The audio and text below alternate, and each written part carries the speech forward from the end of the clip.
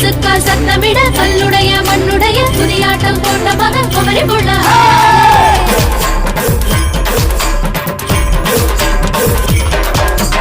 ஆயிரங்கால் மண்டபத்தை அரைநாளில் பார்த்தவங்க ஒன்னழகா பார்க்கணும்னா ஒரு மாசம் குடிக்கும்படி. உச்சனூறு மாமனிங்க உச்சு கட்ட வந்திருக்கா.